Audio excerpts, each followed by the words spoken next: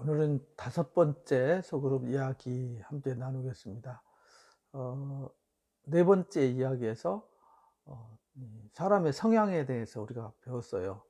주도적 성향, 그 다음에 사교적 성향, 안정형 성향, 그 다음에 신중형 성향, 이렇게 이제 네 가지를 배웠는데, 뭐 그 이전에 뭐 사람이 배운 어떤 지식의 수준이라든지 경험의 어떤 다름이라든지 또 자라온 환경의 영향이라든지 여러 가지, 또 남성일 경우 여성일 경우 또 각자 사회적 위치에 따라서 각자 성향이 다양할 수 있습니다. 근데 그거는 우리가 감안해 두고 이제 주로 이제 가장 큰 영향력을 끼치는 것이 이제 행동 유형이니까 우리가 이제 네 가지 성향을 좀 기본적으로 이제 조금 이해를 하면은 우리가 관계를 해 나가고 대화를 해 나가는 것이 이렇게 수월하고 편할 수 있습니다. 그래서 먼저 이해해야 될 것은 주도적 성향을 가진 사람은 많지 않습니다.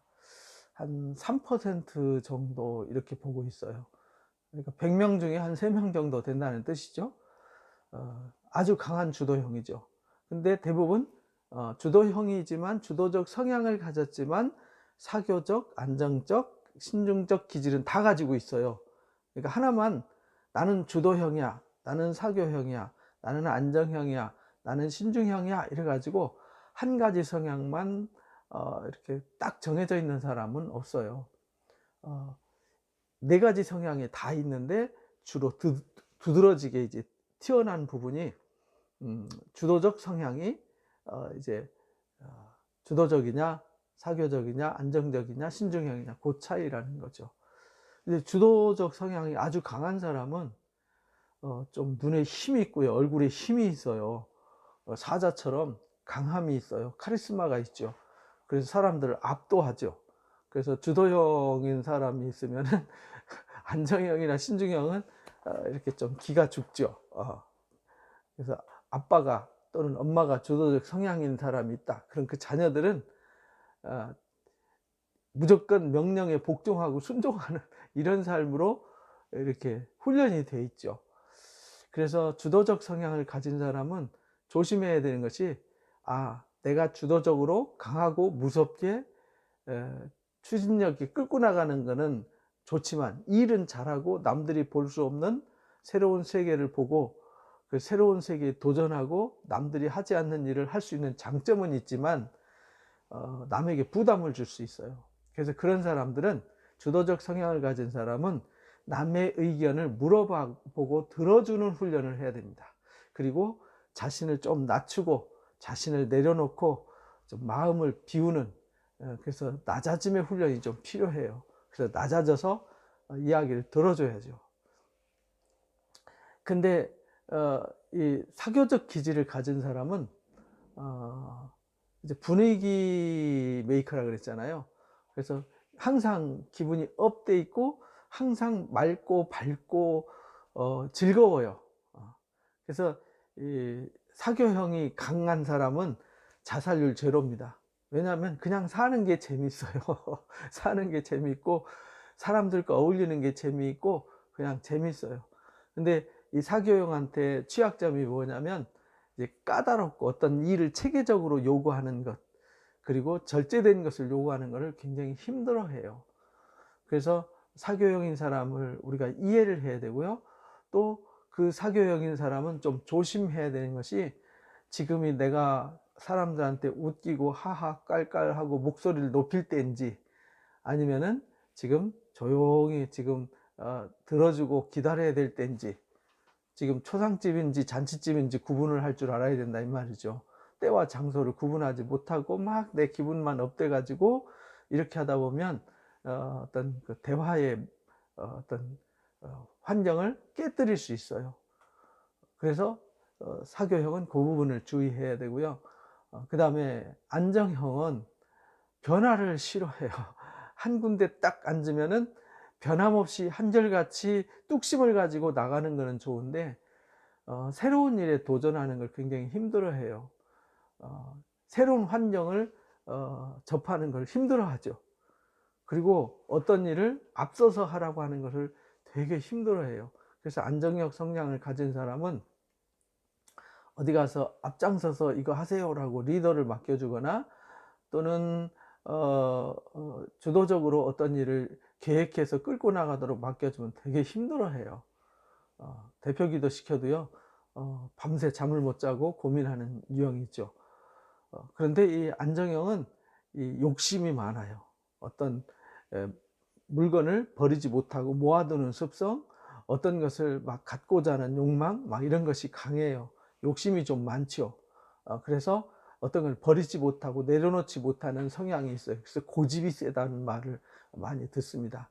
어, 그래서 이런 사람들은 조금 가볍게 자기를 비울 줄 알고, 또 새로운 환경을 자꾸 바꾸는 훈련, 항상 자기 세계에 갇혀서 한 군데만 탁 하던 일만 하려고 하는 이런 성향에서 벗어나서 뭐 새로운 것을 보고 새로운 환경을, 또 옷도 새로운 색깔도 입어보고, 맨날 똑같은 색깔 옷, 똑같은 스타일의 옷을 입지 말고 좀 바꿔보는 것도 좋아요. 왜냐면 이 안정형은요, 늘 비슷한 옷 입어서 그거밖에 옷이 없는 줄 아는데 집에 가보면요, 비슷한 옷이 많아요. 이게 이제 화려하고 막 튀는 색깔을 못 입죠. 그래서 이제 안정형인 사람은 이제 주도적 성향인 사람과 같이, 그래서 그 사람들의 도움을 받는 게 필요하고요. 또 사교적인 사람을 통해서 조금 몸을 가볍게 움직일 수 있는 것. 그래서 혼자는 어려운 거죠.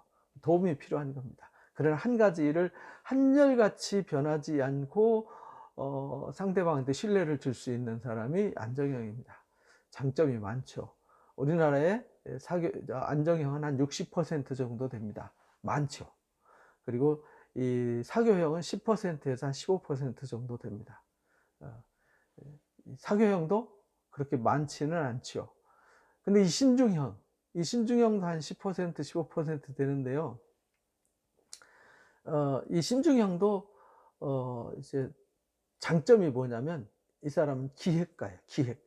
어떤 일을 컴퓨터처럼 쫙 프로그래밍을 하고, 어떤 일을 체계 있게 일정하게 뭐를 계산하고 정의 내리고, 또 어떤 일을 시작과 끝을 정해서 어떤 일을 계획하고 풀어내는 일은 너무너무 잘해요. 근데 너무 이제 그런 것을 꼼꼼하게 챙기다 보니까 남의 실수를 용납하지 못해요. 그리고 항상 흐트러짐이 없게 자기의 흐트러진 모습을 보여주지 않으려고 완벽을 추구하다 보니까 웃음이 없어요. 웃음이 없고 좀 마음의 여유가 없죠. 항상 계산하면서 살다 보니까 뭔 일을 하더라 어디 가든지 분석하고 파악하느라고 정신없어요. 그래서 내가 여기 있을 곳인가 안 있을 곳인가, 나한테 부담이 되나 안 되나, 이 일은 누가 할 건가, 밥 먹으러 가도 누가 돈 낼 건가, 얼마짜리 먹을 건가, 이번에 전번에 누가 샀는데 이번에는 누가 살까, 얼마짜리 샀을까, 왜 이렇게 할까 저렇게 할까, 막 머리가 복잡한 사람이 신중형이에요. 근데 이 사람이 없으면 세상이 안 돌아가는 거죠. 그래서 우리가 이 사람의 성향을 잘 이해를 해야 됩니다. 만약에 여기 이제 일직동 KTX역 주변에 야 이런 동네 이렇게 만들었으면 좋겠다라고 아이디어를 만드는 사람은 누구냐면 주도형이에요. 야 여기다가 아파트 짓고 상가물 짓고 여기다가 뭐 하자 라고 이제 어떤 아이디어를 내서 일을 끌고 나가는 사람은 주도형이에요. 근데 그것을 구체적으로 타당성 있는지 분석하고 그림을 그려내고 설계를 하는 사람은 누구냐면 신중형이에요. 그러면 설계된 것을 가지고 거기에 땅을 파고 건물을 세우고 도로를 만들고 묵묵히 주어진 일을 정해진 대로 한결같이 뚝심을 가지고 일하는 사람은 안정형이죠. 그럼 다 만들어졌을 때 그 동네가 빛나도록 사람 살맛 나도록 만드는 사람이 사교형입니다. 그러니까 사실은 이 네 유형이 골고루 모아졌을 때에 어떤 일이 조화롭게 잘 이루어지는 거죠. 그러니까 주도형이 좋습니까? 사교형이 좋습니까? 안정형이 좋습니까? 신중형이 좋습니까? 라고 물으면 다 좋습니다. 그리고 다 나쁩니다. 다 좋고 다 나빠요. 무슨 말이냐면 다 장점이 있고 다 단점이 있다라는 뜻이에요. 그러니까 어떤 것은 좋고 어떤 것은 나쁩니다 이렇게 말하지 않고, 안정형인 사람은 주도적이지 못하고 신중하지 못하니까 그런 사람이 필요한 거죠. 그래서 옆에 그런 사람이 있어야 되는 거고요. 주도적인 성향은 막 일을 벌려놨는데 그 일을 어느 정도 규모로 어떻게 언제까지 구체적으로 어떻게 일을 진행시켜 갈지는 신중형이 이렇게 설계를 해주고, 그 일을 뒤에서 그 일이 되도록 해주는 안정형이 같이 할 수 있을 때 빛을 발하는 거죠. 사교형도 마찬가지죠. 사람들이 다 만들었을 때 그 위에서 빛나게 만들 수 있는 거지, 아무도 없는 허벌판에서 혼자 춤춘다고 되는 것은 아니거든요. 그래서 모든 성향이 다 필요한 거예요. 신중형도 혼자 막 끙끙 앓고 하는 것보다 누군가 막 끌어주고, 누군가 내가 하고자 하는 일을 뒷받침해주고, 누군가 같이 내가 웃음이 없고 딱딱할 때 누군가 좀 이렇게 허리띠 끌어놓고 웃을 수 있게 해주고, 이런 것도 필요한 거잖아요. 그래서 가정이 되었던 소그룹이 되었던 직장이 되었던 이렇게 다양한 유형의 사람들이 조화를 이루어야 된다. 근데 앞에 말씀드렸던 대로 한 가지 유형만 툭툭툭 튀어나오지는 않았어요. 주도형이 신중형과 결합될 수 있고요, 안정형과 결합될 수 있고 사교형과 결합될 수 있어요. 주도형이 사교형과 결합되면 주도형과 사교형은 외향형이에요. 안정형과 신중형은 내향형이에요. 에너지가 안으로 들어가 있는 거죠. 주도형과 사교형은 에너지가 밖으로 드러나는 거죠. 그러니까 주도형과 사교형이 모이면 시끄러워요. 그리고 주도형과 사교형이 있으면은 막 목소리가 크고 막 무슨 말을 해도 화난 것처럼 막 떠드는면서 얘기를 한단 말이에요. 그 식당이나 어디 모임 가면은 저 끝에서 얘기해도 여기까지 다 들리는 사람이 있죠. 그런 사람이 주도 사교형입니다. 안정형이나 신중형은 내 얘기 누가 들을까 봐서 속삭이듯이 조용조용 얘기하는 거예요. 왜냐하면 내 얘기가 마치 비밀 같아서 내 속 얘기를 누가 알까 봐서 조용조용 얘기하는 거죠. 그래서 누가 막 조용히 얘기해 이런 사람은 주로 신중 사교형입니다. 근데 신중형과 주도형이 만나면 주도적이면서 신중하니까 어떤 일을 완벽하게 추진해서 끌고 나가니까 개척자 정신을 가지고 있는 거죠. 그런 사람은 일밖에 몰라요. 일중심이죠. 일중심. 그래서 끝에 있는 D형과 신중형은 일중심이에요. 그리고 가운데 들어가 있는 사교형과 안정형은 사람 중심이에요. 그래서 이제 D형과 주도형과 안정형이 묶어지면 주도적이면서도 뚝심이 있어요. 그러니까 은근히 뚝심이 있죠. 그러니까 고집이 엄청 세고요, 남의 얘기를 잘 안 듣습니다. 그리고 남의 얘기 듣는 척 하면서도 자기 뜻대로 끌고 나가는 사람이 안정형과 주도형이 섞여진 사람이에요. 그 다음에 이제 사교형과 안정형이 딱 섞어지면 진짜 사람밖에 몰라요. 사람 좋아서 혹시 사람의 상처가 될까, 사람 항상 뭔 일해도 일은 둘째예요. 먼저 사람이에요. 그래서 신중형과 주도형이냐, 사교형과 안정형이냐, 이게 묶어짐에 따라 또 달라요. 또 안정형이 신중형과 묶어지면 꼼꼼하면서 뚝심이 있으니까요, 아주 고집불통이 되는 거죠.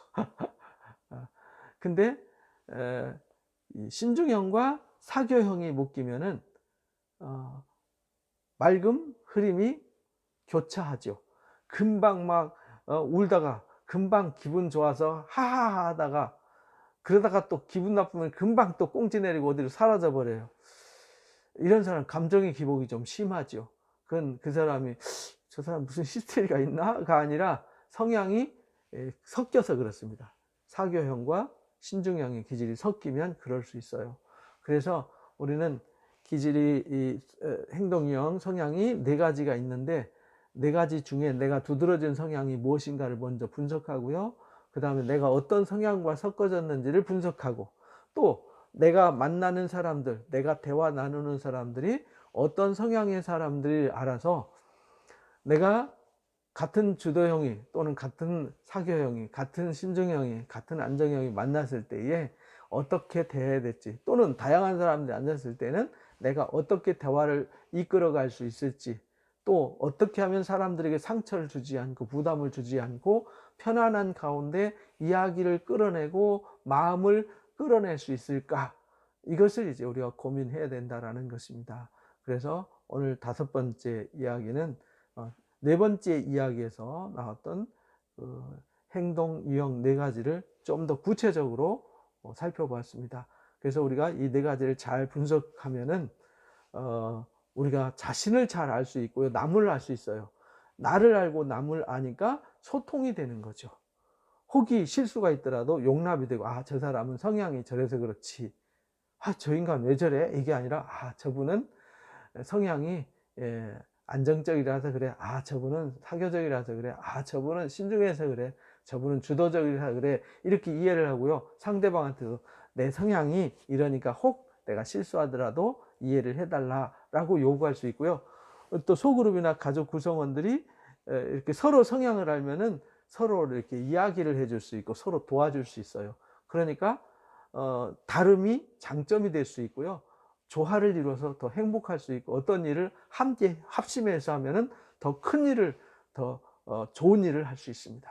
그런 장점이 있으니까요, 성향을 꼭 여러분들이 분석하시고 알아가시기 바랍니다. 제가 이제 코로나 사태가 조금 지나가면 예배 마치고 성향 분석하는 거 다시 한번 하겠습니다. 실제 검사지 가지고 검사해서 여러분들이 어떤 유형을 가지고 있고 어떤 특성을 가지고 있는지를 함께 나누고, 여러분들이 어디를 가나 소통을 잘하는 사람, 관계를 잘하는 사람, 대화를 잘하는 사람이 되어서 어디 가나 화평케 하는 그리스도의 제자들이 되도록 세워가는 일에 도움을 드리도록 하겠습니다. 함께해 주셔서 감사합니다.